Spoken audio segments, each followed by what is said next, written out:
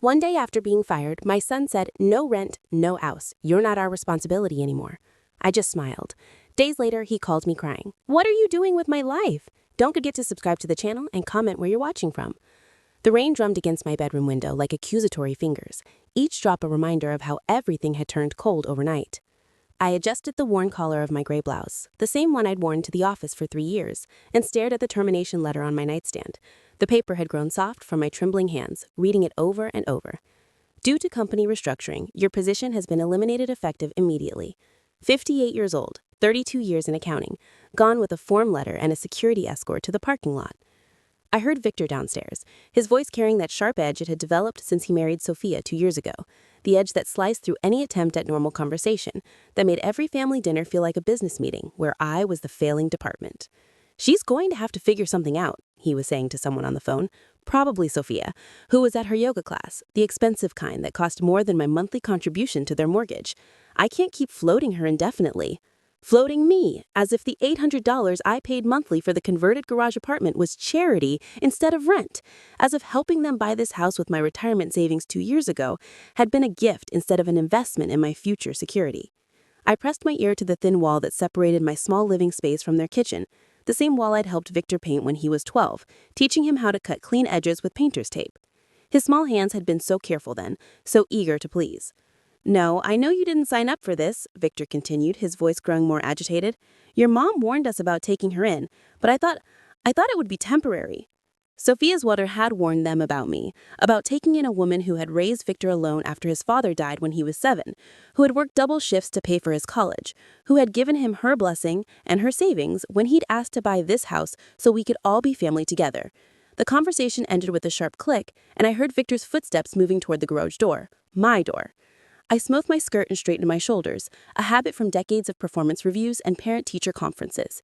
Even now, facing whatever was coming, I maintained the composure that had carried me through every crisis life had thrown my way.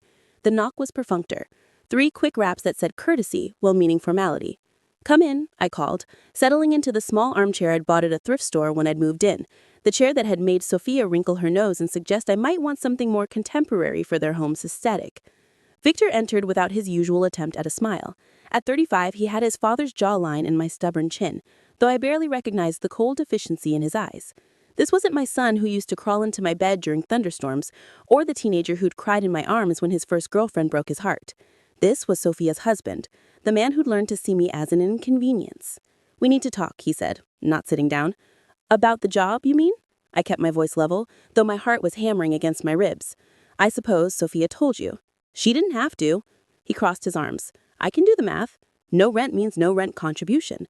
I'll find something else. I've been working since before you were born, Victor. I'm not helpless." "At 58? Mom, be realistic. Who's going to hire someone your age in today's market?"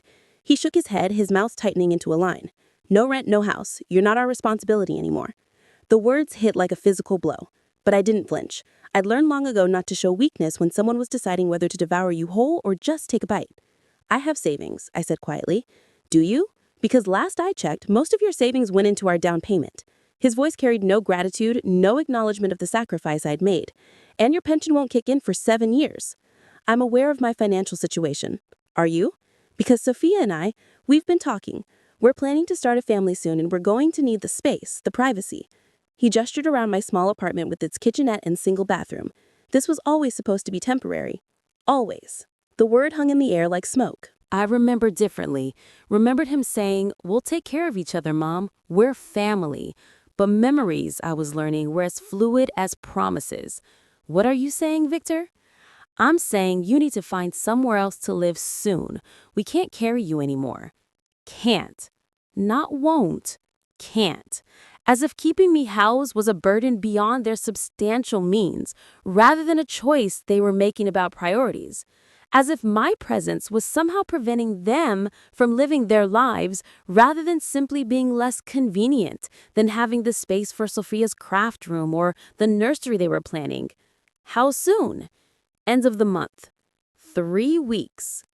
3 weeks to find housing I could afford on unemployment benefits, to pack up the remnants of a life I'd spent 2 years condensing to fit into their garage. I nodded slowly, not trusting myself to speak. Not yet.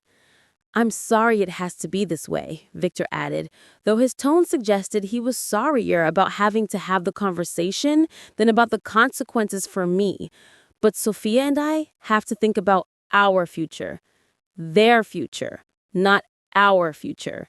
The shift in pronouns was subtle but final. After he left, I sat in my chair for a long time, listening to the rain and the sound of their television through the wall. Some cooking show Sophia liked, full of beautiful people making elaborate meals and spotless kitchens. I could hear her laugh at something, a sound bright and careless and completely untouched by what had just happened 10 feet away. That night, I lay awake planning, not pleading or negotiating or looking for compromise, just planning.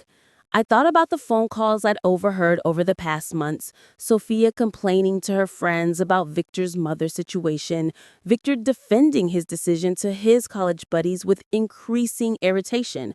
I thought about family dinners where they discussed their vacation plans, their home renovation dreams, their investment strategies, all while I cleared the dishes I wasn't supposed to be washing in their dishwasher anymore. I thought about the birthday last month when Victor had given me a gift card to the grocery store, while Sophia wore a diamond tennis bracelet that cost more than my rent contribution for 6 months. But mostly, I thought about the expression on Victor's face when he delivered his ultimatum. Not guilt, not sadness, not even anger, just relief. Relief that he'd finally said what he'd been thinking for months, that I had become a problem to be solved rather than a person to be loved. The rain kept falling, and somewhere between midnight and dawn, something shifted inside me. The part of me that had spent 58 years accommodating, understanding, making excuses for others' cruelty, that part went quiet. And in the silence it left behind, something much sharper began to take shape. 3 weeks. Victor thought he was giving me 3 weeks to figure out how to disappear gracefully from his life. He had no idea what 3 weeks could do to a woman who had nothing left to lose. The job search was a humiliation parade dressed up as opportunity. I spent my days in libraries scrolling through employment websites that might as well had "no one over 40 need apply" written across their mastheads. The interviews I did manage to secure felt like elaborate theater, hiring managers going through motions they knew were pointless, asking about my long-term career goals while their eyes calculated pension costs and health insurance premiums. "We'll be in touch," they'd say, already mentally filing my resume in the rejection pile. At home, though I was learning not to call it that, the temperature had dropped to Arctic levels. Sophia no longer bothered with pleasantries when our paths crossed in the kitchen. She looked through me as if I were an appliance they were planning to replace, her diamond ring catching the light as she wiped down counters I'd just cleaned. Victor oscillated between guilt and irritation, bringing me coffee some mornings like an apology, then snapping about utility bills the next day. The cognitive dissonance of loving someone while actively displacing them was wearing on him, but not enough to change course. "Any luck today?" he'd ask after my job interviews, and I could hear him hoping for a yes that would solve all his problems. "Still looking," I'd reply, watching him deflate slightly each time. What I didn't tell him was that I'd stopped looking 3 days ago. Instead, I'd been making different kinds of calls. "Nicole Carell speaking." The lawyer's voice was crisp, professional. I'd found her through the yellow pages, old school like me, and her practice specialized in elder law and family finances. "I need to discuss some financial matters," I said, sitting in my car outside a coffee shop where no one would overhear about property I helped purchase and my current living situation. The consultation was illuminating. Nicole was a woman in her 50s with shrewd eyes and no patience for family dynamics that masquerade as legal arrangements. "You contributed $65,000 toward their down payment," she said, reviewing the documents I'd brought. "That's not a gift unless it was explicitly documented as such. Do you have anything in writing about the terms of your contribution?" I pulled out the handwritten note Victor had given me 2 years ago. It looked pathetic now, a piece of notebook paper with his boyish handwriting. "Thanks, Mom. We'll take care of you. This is your home too now. Love, Mago." I examined it with the intensity of an archaeologist studying artifacts. This could be interpreted as establishing your interest in the property. Combined with your documented rent payments, you might have grounds to claim tenant rights at minimum. I don't want to stay, I said quietly. I want my money back. That's more complicated, but not impossible, particularly if they're forcing you out without proper notice. I paid Nicole's retainer with money I'd scraped from my savings, money Victor didn't know existed. The account I'd opened at a different bank after his father died, the one where I'd been depositing $50 a month for 28 years. My insurance policy, I'd called it then. My escape fund, I called it now. The next morning, I awoke to the sound of Victor and Sophia arguing in their bedroom. The garage walls were thin, and their voices carried clearly through the shared ventilation system. She's not even trying, Sophia was saying. I saw her yesterday just sitting in her car for 2 hours, not at interviews, not at the library, just sitting there. Maybe she's depressed, Victor offered weakly. Of course she's depressed. She's 58 and unemployed. But that's not our fault, and it's not our responsibility to fix. She raised me alone, Ra, after Dad died, and you've paid that debt. College, graduate school, helping her out when she needed it. You bought her a car, for God's sake. When does it end? When does it end? I sat in my narrow bed, listening to my son's wife reduce 30 years of motherhood to a series of transactions that had apparently been completed. The house cleaners are coming Thursday, Sophia continued. I want her stuff out of the main house by then. I'm tired of working around her things. My things. The photo albums on their living room bookshelf, the antique china hutch that had been my mother's, now holding Sophia's wedding gifts. The quilts I'd made that were draped over their couch. I dressed carefully that morning. The gray suit I'd worn to every important meeting in my life. The pearl earrings that had been my mother's. I braided my silver hair into a neat, shiny chignon and applied my makeup with the precision of someone preparing for battle. Victor was in the kitchen when I emerged, pouring coffee from the machine I'd bought them as a housewarming gift. Morning, Mom. Want some? We need to talk about the timeline, I interrupted, for my departure. He looked relieved that I was being practical about it. Oh, okay, good. I mean, I know this isn't easy, but I'll need all my belongings packed and ready to go by Friday. Friday? This Friday? His face shifted from relief to concern. That's only 4 days away. Don't you need more time to find a place? I found something, I lied smoothly. But I'll need your help with some of the larger items. The china hutch, the photo albums, the quilts. Those are in the main house, Victor said slowly. Some of them have been there for 2 years. Sophia has them arranged. They're not Sophia's things, Victor. They're mine. And I'll be taking them with me. For the first time in months, I saw uncertainty in his eyes. But the hutch is built into the dining room wall now. We designed the whole room around it. And the quilts, they match the decor perfectly. I'm sure Sophia can redecorate. I poured myself coffee from their machine, added cream from their refrigerator, and sat at their kitchen table. Everything was temporary now. My presence, their comfort, their assumptions about how this would unfold. Mom, maybe we could work something out. You could take some things and leave others. The photos, obviously, but the furniture? All of it, Victor. The word hung between us like a blade. I watched him calculate what my departure would actually mean. Not just the empty garage apartment, but the empty spaces in their carefully curated home where my life had been integrated into theirs. Sophia appeared in her silk robe, her morning hair falling in perfect waves that probably cost more to maintain than most people's monthly budgets. Morning, she said to Victor, not acknowledging me. She moved around the kitchen like I wasn't there, gathering ingredients for her elaborate breakfast smoothie. Sophia, I said quietly, I'll need the quilts back, and the china hutch. I'll be moving out Friday. The blender in her hands paused mid-reach, toward the counter. She turned slowly, and for the first time in 2 years, she looked directly at me. The quilts are part of the living room set now, And the hutch is permanent. We've built around it. Nothing's permanent, I replied, as I'm learning. The standoff lasted perhaps 10 seconds, but in that stand, I saw Sophia realized something was shifting in ways she hadn't anticipated. She'd expected me to slink away quietly, taking only what I could carry in suitcases. She'd expected gratitude for their patience, maybe even an apology for the inconvenience I'd caused. She hadn't expected me to dismantle their home along with my departure. "We can discuss it," Victor said quickly, shooting warning looks between his wife and his mother. "We'll figure something out that works for everyone." "There's nothing to figure out," I said, standing and rinsing my coffee cup in the sink.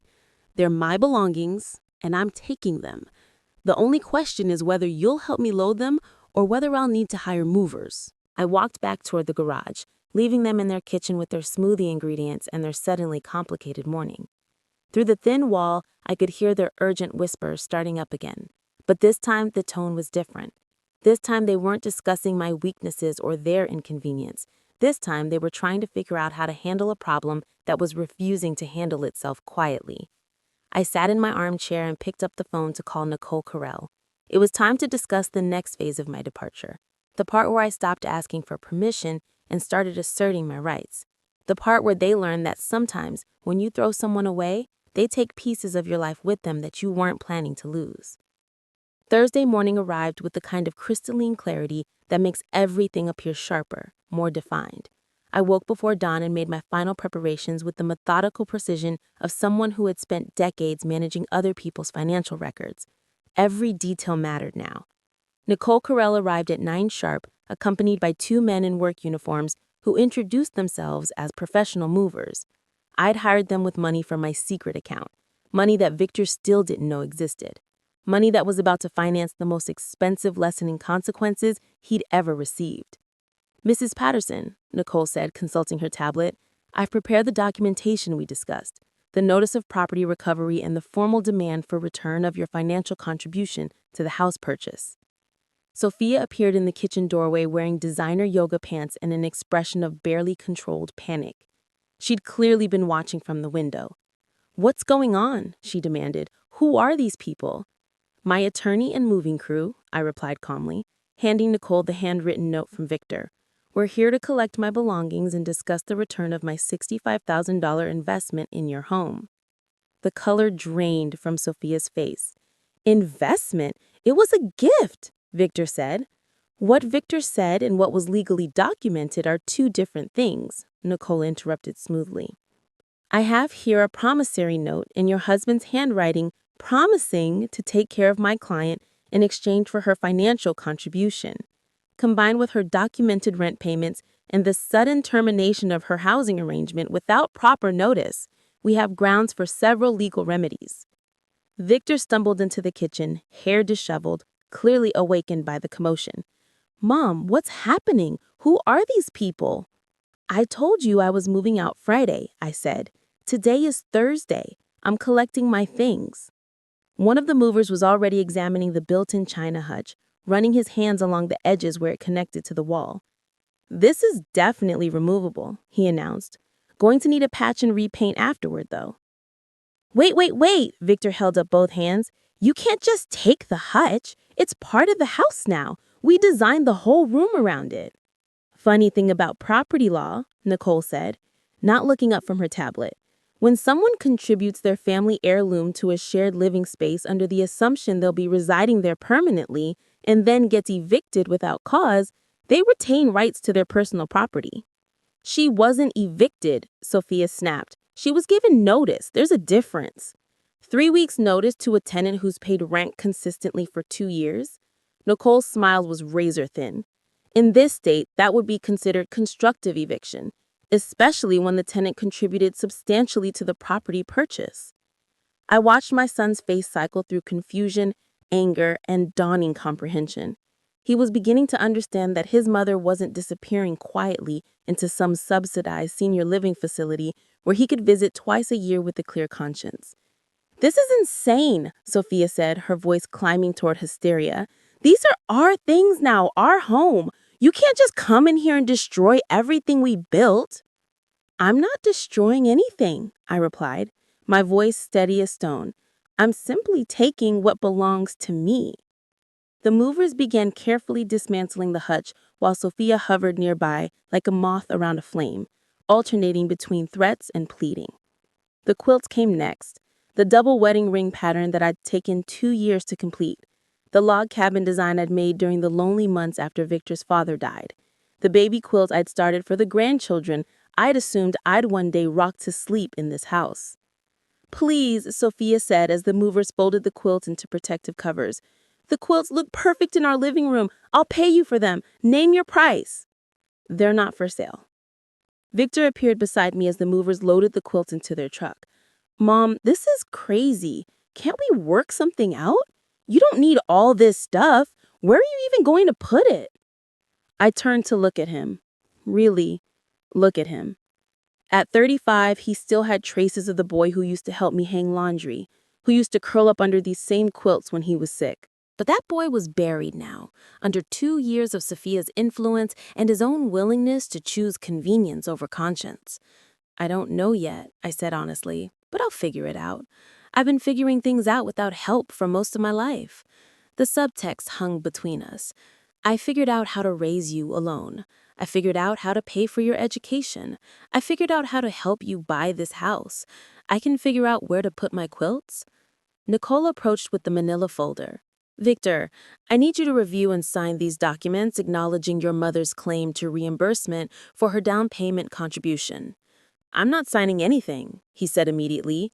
That's your right, but then we'll need to pursue this through the courts, which will involve liens, property assessments, and quite a bit more paperwork, not to mention legal fees that will quickly exceed the amount in question. I watched Victor calculate the math the same way I taught him to balance his checkbook when he was 16. Legal fees, court costs, the hassle of dealing with lawyers for months or years, all to avoid returning money that had been mine to begin with. How much? He asked quietly. $65,000 plus interest accrued over 2 years minus the rent she's paid. Nicole consulted her notes. Net amount, $56,400. Sophia made us sound like a wounded animal. We don't have $56,000 just sitting around. The money was invested in the house. We'd have to take out a loan or... She stopped, her eyes widening with realization. Or sell. The word hit the air like a physical presence. Sell? The house they'd bought with my help, decorated with my belongings, planned their future around, the house that represented everything they'd built together, now suddenly at risk because they decided I was expendable. There are other options, Nicole said diplomatically. Payment plans, equity loans, refinancing. My client is willing to be reasonable about the timeline. What timeline? Victor asked. I spoke before Nicole could answer. 60 days. 60 days? Sophia's voice cracked. We can't possibly. You had 3 weeks to figure out how to dispose of me, I said. I'm giving you 60 days to figure out how to return what you owe me. That seems more than fair. The movers finished loading the truck while my family stood frozen in their driveway, watching their carefully orchestrated life being literally dismantled and driven away. The china hutch left a gaping rectangular wound in their dining room wall. The living room looked naked without the quilts. Even the photo albums, which Sophia had never cared about, left empty spaces on the shelves that made the room feel hollow. Where are you going? Victor asked as I climbed into Nicole's car. I looked back at him through the passenger window. This man who had been my whole world for so many years, who had chosen to see me as a burden instead of a blessing. I'll be in touch, I said. It wasn't an answer, and we both knew it. It was something much more unsettling. A promise that this wasn't over. That my absence from their lives wouldn't be the quiet, convenient disappearance they'd imagined. Nicole drove me to an extended stay hotel 15 minutes away, close enough that I could return for the rest of my belongings, far enough that Victor couldn't show up on impulse to continue arguing. I'd paid for 2 weeks in advance, buying myself time to decide what came next. That evening, as I unpacked my clothes in a generic hotel room that smelled like industrial carpet cleaner in other people's temporary lives, my phone rang. "Mom?" Victor's voice was small, uncertain. "Can we talk?" "We are talking." "I mean, really talk about all of this, about what you're doing." "What am I doing, Victor?" A long pause. In the background, I could hear Sophia crying. Not the delicate tears of someone seeking sympathy, but the harsh, ugly sobbing of someone whose carefully constructed world was crumbling. "You're destroying our lives," he said finally. "No," I replied, setting down my suitcase and sitting on the hotel bed that would be my home for the foreseeable future. "I'm simply refusing to let you destroy mine." "It doesn't have to be this way. We can work something out. The money, the house, we can figure it out together." Together, the word that had been missing from his vocabulary for months, now suddenly reappearing when he needed something from me. "You had your chance to figure things out together," I said. "You chose differently." "Mom, please." I hung up. Outside my hotel window, traffic moved in predictable patterns. People going home to families that wanted them there, to houses where they belonged. I had no family now, no house, no job, no safety net except what I'd built for myself. But for the first time in 2 years, I also had something I'd forgotten the value of: the power to choose what happened next. And I was just getting started. The extended stay hotel had a small business center that smelled like burnt coffee and desperation. I spent my mornings there not looking for jobs, that charade was over, but researching property values in Victor's neighborhood, rental markets for furnished apartments, investment opportunities for women my age with modest but adequate savings. My secret account had grown to $73,000 over 28 years. Combined with the money Victor would eventually have to return, I'd have enough for a fresh start. Not luxury, but independence. The difference between those two things had never been more clear. On the 5th day, I received an unexpected visitor. "Mrs. Patterson?" The voice at my hotel room door was tentative, female, unfamiliar. "My name is Louise Morris. I live next door to your son." I opened the door to find a woman in her early 40s with kind eyes and paint-stained fingers. She held a casserole dish covered in foil. "I hope this isn't presumptuous," she said, offering the dish, "but I heard about what happened and I wanted you to know that not everyone thinks they handled it well." I invited her in, more curious than hungry. Louise settled into the hotel room's single chair while I perched on the bed, the casserole warm between us. "I've been watching that situation for months. The way they talked about you in the front yard, like you were some kind of charity case instead of the woman who raised Victor alone. You know about that, honey?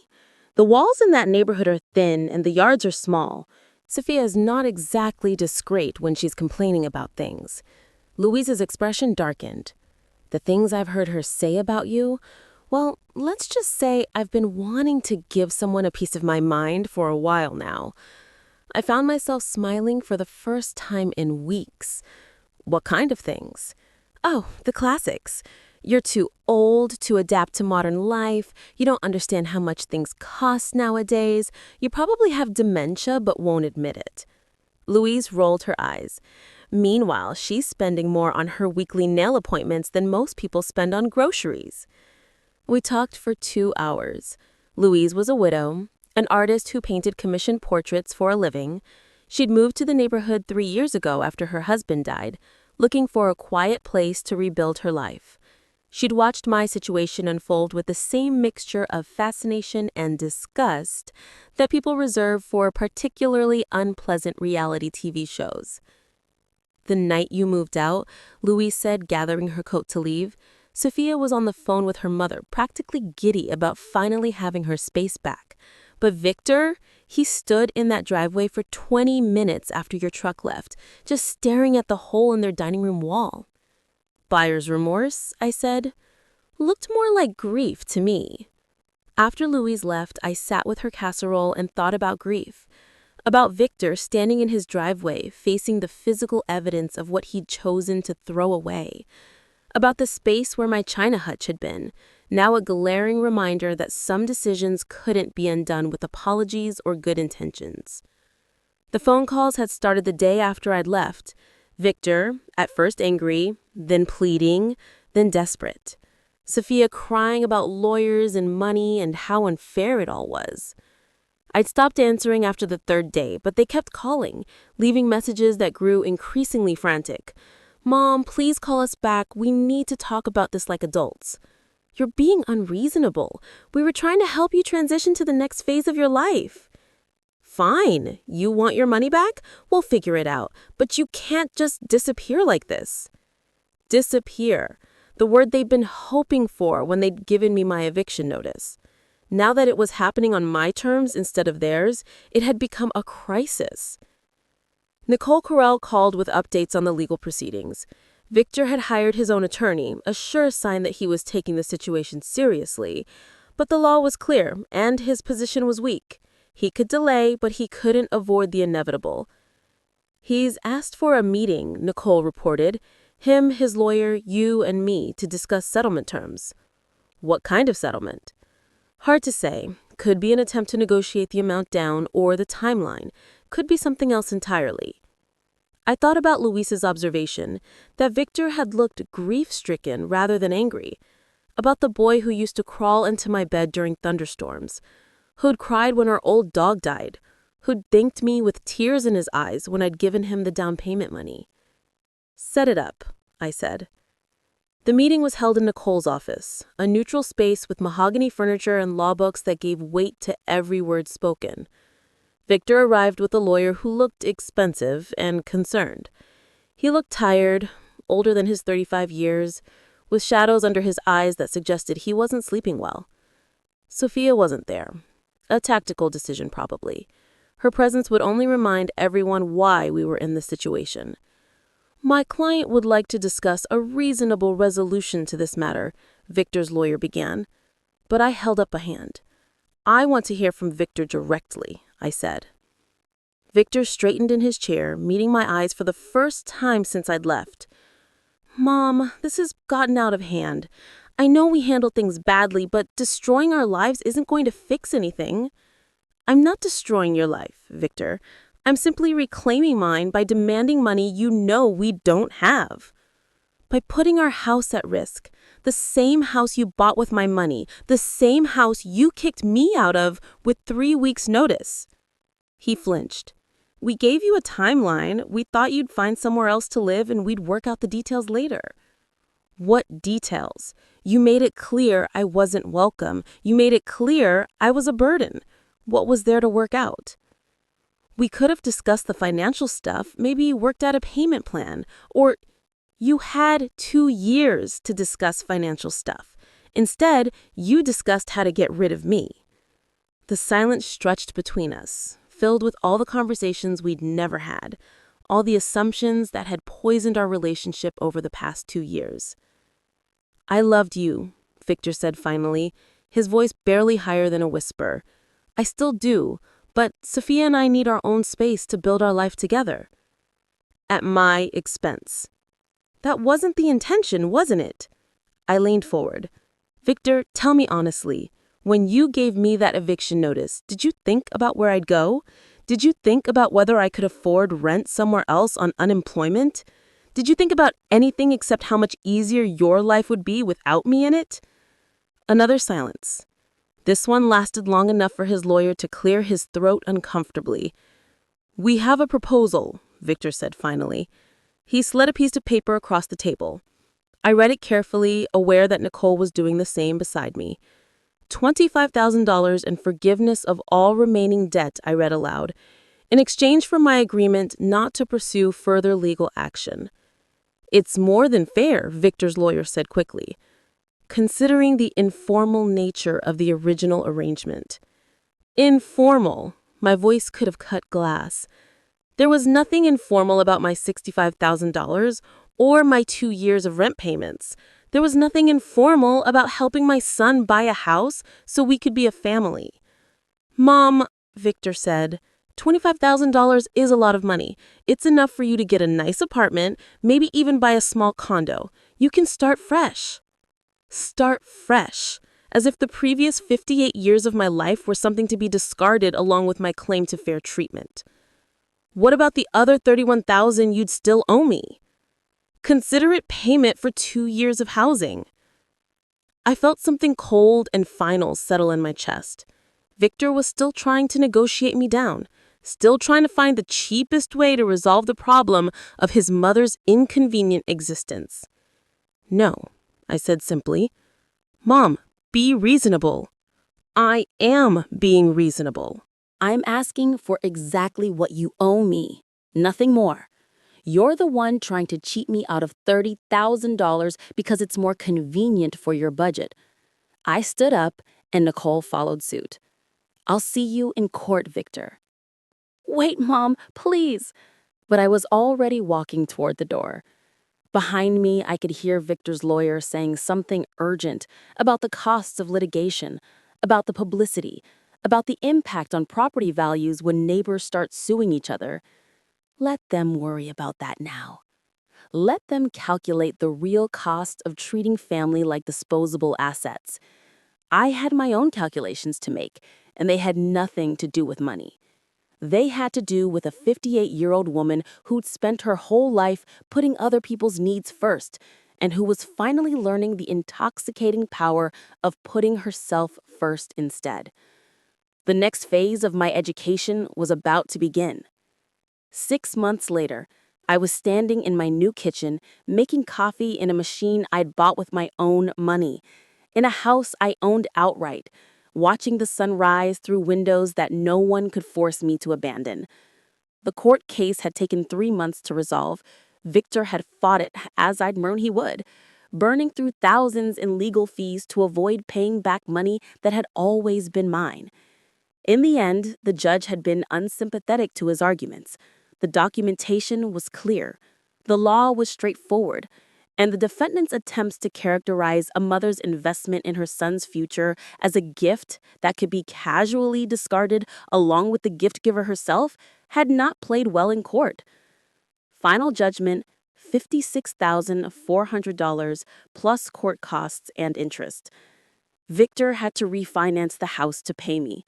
I'd used the money to buy a modest 2-bedroom cottage 20 minutes outside of town, far enough that I'd never accidentally run into them at the grocery store. Close enough that Louise could visit easily, which she did most weekends, bringing her paints and her stories and her uncomplicated friendship. "You look different," she'd said the first time she'd seen my new place. "Lighter somehow." I felt lighter. The constant tension of walking on eggshells, of monitoring my presence to ensure I wasn't being burdensome, of pretending not to notice the eye rolls and whispered complaints. All of that weight had lifted the moment I'd driven away from their driveway 6 months ago. My phone sat silent most days now. No more desperate calls from Victor, no more tearful voicemails from Sophia about how unfair it all was. The legal resolution had brought an unexpected peace. They finally understood that I wasn't coming back, wasn't going to forgive and forget, wasn't going to make this easier for them by pretending it had never happened. I'd started painting again, something I hadn't done since Victor was small. Louise had encouraged me to try watercolors, and I discovered I had a talent for capturing the subtle shifts of light through my kitchen window. Small paintings, nothing elaborate, but they were mine in a way nothing had been mine for years. The knock on my door came on a Tuesday morning in early spring. I wasn't expecting anyone. Louise was teaching a workshop in the city, and the postal delivery wasn't due until afternoon. I looked through the peephole and felt my stomach drop. Victor stood on my front porch, thinner than he'd been 6 months ago, holding something in his hands. I opened the door, but didn't invite him in. "Hello, Victor." "Hi, Mom." He looked older, worn down by months of consequences he'd never anticipated. "I brought you something." He held up a small wooden frame. One of my watercolor paintings, the one of the sunrise through my old bedroom window in their house, painted from memory, during my second week in the hotel. Louise sold it to me, he said quietly, at her gallery show last month. I didn't know you were painting again. I took the frame but didn't soften. What do you want, Victor? To apologize, really apologize, not just try to make this easier for me. He shifted his weight, looking everywhere except at my face. I've been going to therapy. Sophia and I both have, separately and together. Good for you. The therapist made me write out everything that happened from your perspective. Everything you lost, everything we took from you, everything we assumed we had the right to decide about your life. His voice cracked slightly. I never really understood before how we made you feel disposable. I waited. There would be more. There always was with Victor. The apology would come with conditions, expectations, a roadmap back to the relationship he wanted. I know you probably can't forgive me, he continued, but I needed you to know that I understand now. What I did to you, what we did, it was unforgivable. The word hung between us. Unforgivable. It was the first time he'd used language that didn't leave room for negotiation, that didn't imply my feelings were something to be managed rather than respected. Sophia wanted to come with me, he said, but I told her this wasn't about making her feel better. This was about acknowledging what we did to you. What did you do to me, Victor? He met my eyes for the first time since arriving. We treated you like you were worthless, like your years of sacrifice and love didn't matter once they became inconvenient for us. We stole from you not just money, but dignity and security and the family you thought you had. His voice grew steadier, more certain. We threw you away like garbage, and then we got angry when you refused to disappear quietly. I felt something shift inside me, not forgiveness exactly, but a small easing of the iron grip I'd kept on my heart for 6 months. We lost the house, he said. I raised an eyebrow. The refinancing, the legal fees, the stress of it all. We couldn't make it work. We're renting now, a small apartment across town. Sophia's working full-time for the first time in years. He almost smiled. Turns out she's actually good at her job when she has to do it. I'm sorry to hear about the house, I said, and was surprised to find I meant it. Are you really? I considered the question seriously. I'm sorry you lost something you loved. I'm not sorry you learned that actions have consequences.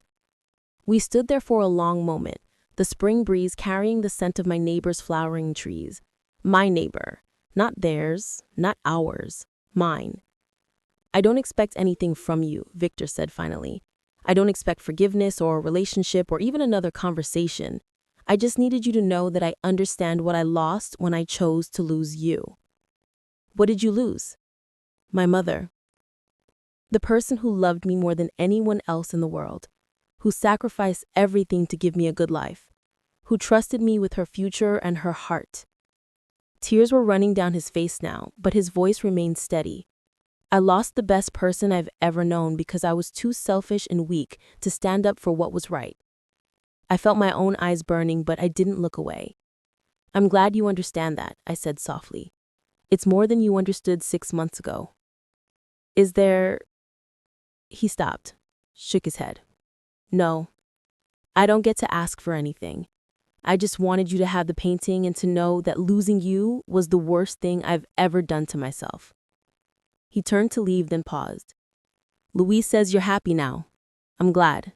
You deserve to be happy. After he left, I sat in my kitchen holding the framed painting and crying for the first time since the day I'd moved out. Not tears of sadness or loss, but something more complicated. Grief for the relationship we'd had, relief that he finally understood what he'd destroyed, and a strange kind of peace that came from knowing I'd been right to refuse his attempts at cheap reconciliation.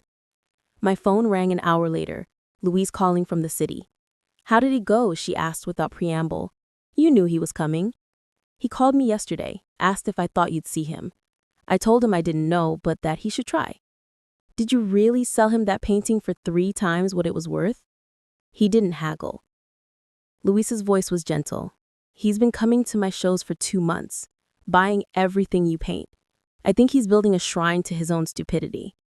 He apologized, really apologized, without asking for anything back. How do you feel about that?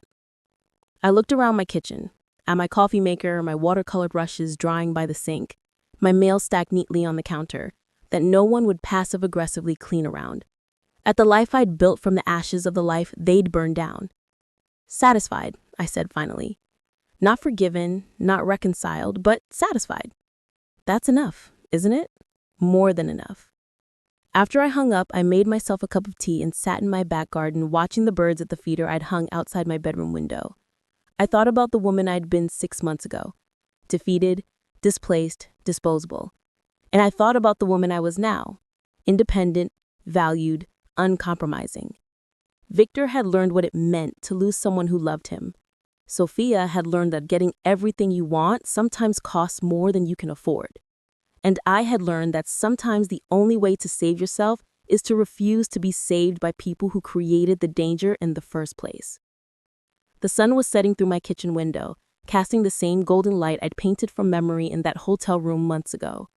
But this light was mine now, in a house that was mine, in a life that was mine, and no one could take it away from me ever again. I was 58 years old, and I was finally completely free. Now tell me, what would you have done if you were in my place? Let me know in the comments. Thank you for watching, and don't forget to check out the video on your screen right now. I'm sure it will surprise you.